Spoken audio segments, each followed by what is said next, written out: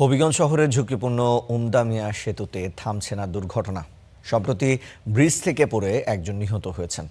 বড় দুর্ঘটনা এড়াতে যানবাহন চলাচল বন্ধের দাবি স্থানীয়দের। গেল ৫ এপ্রিল দুপুরের ঘটনা। হবিগঞ্জ শহরের উমদা মিয়া ব্রিজ হেঁটে পার হচ্ছিলেন গীতা রানী। হঠাৎ পা পিছলে নিচে পড়ে গিয়ে মারা যান তিনি। ওই মহিলাটা বৃষ্টির সময় যাইতেছিল ওইদিকে, তার সাথে একটা ছেলে আসছিল, ওই মধ্যখানে গেছে, তাই পিছলা হইয়া নিচে ফুটে মারা গেছে। ১৯৮৬ সালে খোয়াই নদীতে নির্মাণ করা হয় ৮২ মিটার দৈর্ঘ্যের ব্রিজটি। তবে অবকাঠামোটি বেশ সরু, তারপরেও দীর্ঘদিন ধরে জরাজীর্ণ। যান চলাচলের সময় পথচারীদের রেলিং ঘেঁষে দাঁড়াতে হয়। এতে প্রায়ই ঘটছে দুর্ঘটনা। ঝুঁকি নিয়ে চলছেন শহরবাসী। গাড়ি এবং মানুষ এই পুরাতন এত ছোট একটা ব্রিজ দিয়ে দুইটা পক্ষেই যাতায়াত করা খুব টাফ হয়ে যাচ্ছে। হবিগঞ্জে যে সবচেয়ে পুরান ব্রিজ এটা, তো আমরা কষ্টের বিষয় যে আমরা চলাচল করতে পারি না। দুইটা গাড়ি গেলে মানুষ হয়ে যেতে পারে না।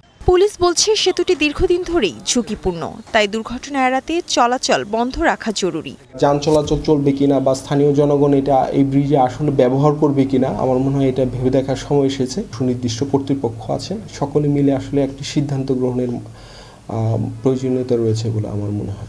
সড়ক বিভাগ জানিয়েছে ১০০ মিটার দূরেই নতুন একটি সেতু রয়েছে, তবে পুরনো সেতু ব্যবহার করেন অনেকেই। তাই জনভোগান্তির কথা বিবেচনায় পুরনোটি বন্ধ করা হয়নি। সেখানে নতুন সেতু নির্মাণের জন্য প্রস্তাবনা পাঠানো হয়েছে। সি গার্ডের সেতু নির্মাণের জন্য আমরা ইতিমধ্যে ডিজাইন সেকশনে যোগাযোগ করেছি। আমাদের সড়ক ভবনে ডিজাইন সেকশন থেকেই তারা একটা মিটিং করেছে এবং মিটিংয়ে সিদ্ধান্ত হচ্ছে যে তারা এই সাইটটা ভিজিট করবে, কীভাবে কোন ব্রিজ করা যায় সেটা সিদ্ধান্ত নেবে।